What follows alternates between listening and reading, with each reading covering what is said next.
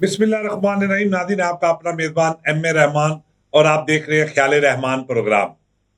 नाज़रीन, आज प्रोग्राम का आगाज करने से पहले हमारी रब्बुल इज़्ज़त से दुआ है कि ए बारी ताला हमें गरीब, मजबूर, लाचार और मफलूज लोगों की खिदमत करने की तौफीक अता फरमा और उनकी हर मुश्किल घड़ी को आसान करने के लिए हमें जरिया बना। तो नाज़रीन, हमारा आपका हर आने वाला आज और कल खुशियों और खुदा ताला की रहमतों से भरा हो। तो नाज़रीन, प्रोग्राम का आगाज आज पाकिस्तान तहरीक इंसाफ के तेज तराज खबर से। तोशा खाना सेकंड राउंड शुरू हो चुका है। उससे पहले अगर बात की जाए मौजूदा हुकूमत पाकिस्तान, हुकूमत पंजाब और अरबाब इख्तियारात की, कि गो इस हकीकत को भी फरामोश नहीं किया जा सकता कि मुल्क की तरक्की का सफर जारी और सारी है। तो ये भी नाकाबिले फरामोश हकीकत है कि पाकिस्तान को तरक्की की राहों पर गामजन करने के लिए बहुत सी पॉलिसियां, बहुत से ऐसे लातदाद इनकलाबी इकदाम का भी आगाज किया जा चुका है। मगर इसके साथ साथ एक हैरान कुन खबर जो आज अखबारात की जीनत बनी और बहुत से सवालात जन्म लिए। तो आज एक और बहुत अहम खबर के 3 हफ्ते से जारी पाबंदी, अडयाला जेल में मुलाकातों के हवाले से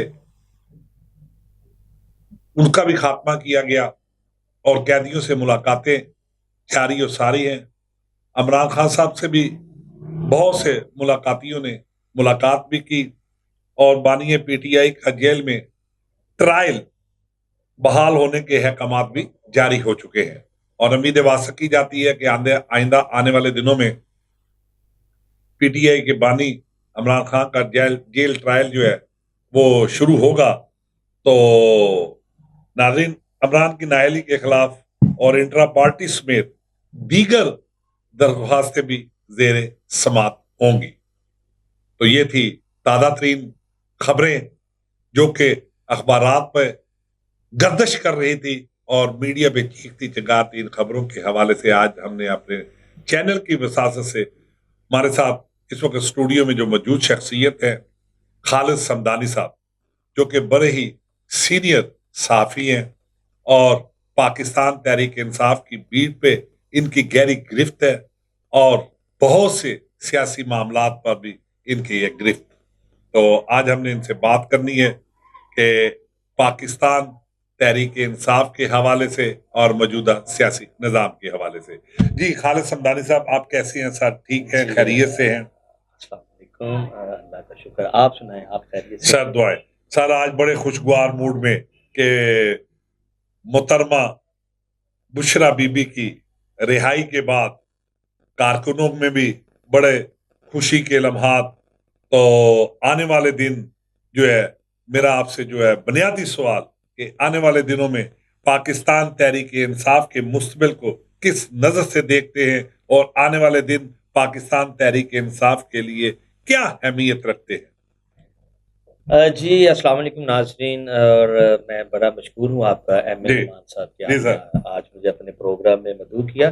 बात ये है कि पीटीआई की तरफ जो है ना, इस वक्त हवाएं ठंडी चलने शुरू हो गई हैं, बहुत ज्यादा। जो हम देख रहे हैं। बिल्कुल एम ए रहमान साहब, बात ये है कि पीटीआई के लिए अब मुख्तलिफ खुशखबरियाँ आ रही हैं, जी क्योंकि ठंडी हवाओं का सिलसिला शुरू हो चुका है, शुरू हो चुका है। मौसम सरमा भी करीब। जी बिल्कुल। बात जी ये है कि रही बात तोशाखाना 2 केस की, ये तो एक जानबूझ के लंबा किया जा रहा था केस को, जी जी ताकि जो है ना इनकी ज़मानत ना हो सके। लेकिन एंड इस बात ये है कि इस केस में से एंड निकला क्या है, सोचने वाली बात है। एक तो बात ये हो गई, और दूसरी बात ये है कि अब इमरान खान साहब का भी केस जो आने वाले वक़्त में मज़ीद है, कि जो हमें नज़र आ रहा है जी उनकी जी भी जो है ना ये ज़मानत कन्फर्म हो जाएगी और वो जी जेल से बाहर आ जाएँगे।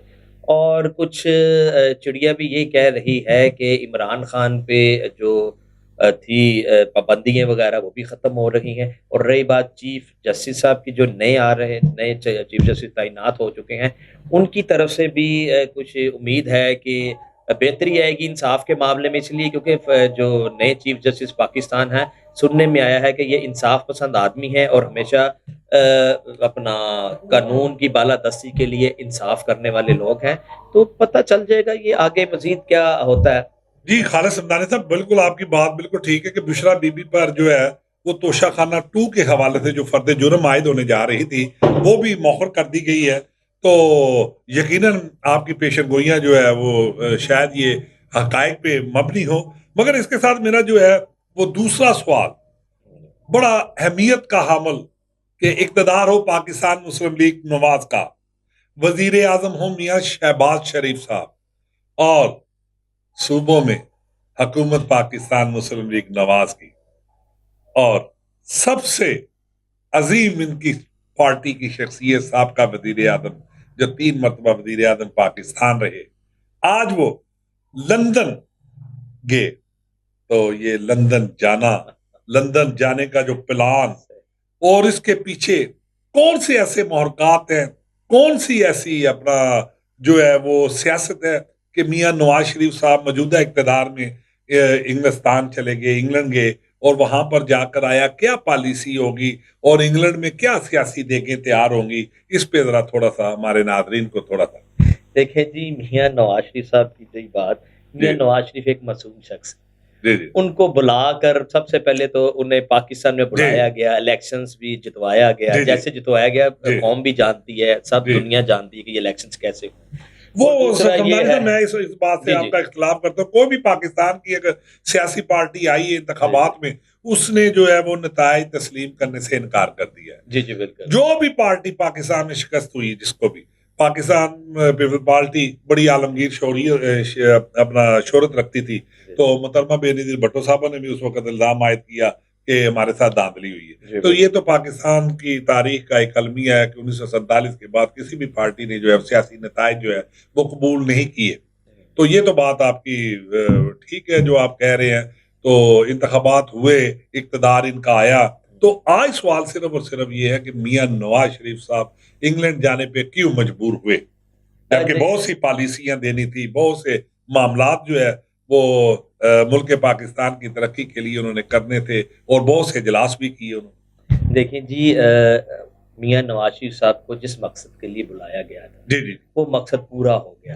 اب ان کا چلتا بنتا ہی تھا پاکستان سے. اچھا، اب یہ بات ہے کہ دکھ مجھے اس بات کا ہوا ہے کہ میاں صاحب حکومت ان کی ہو، ٹھیک ہے، اور وہ اپنے چیئرمین پارٹی کا ہو، اس کے باوجود وہ وزیر اعظم نہ بنے.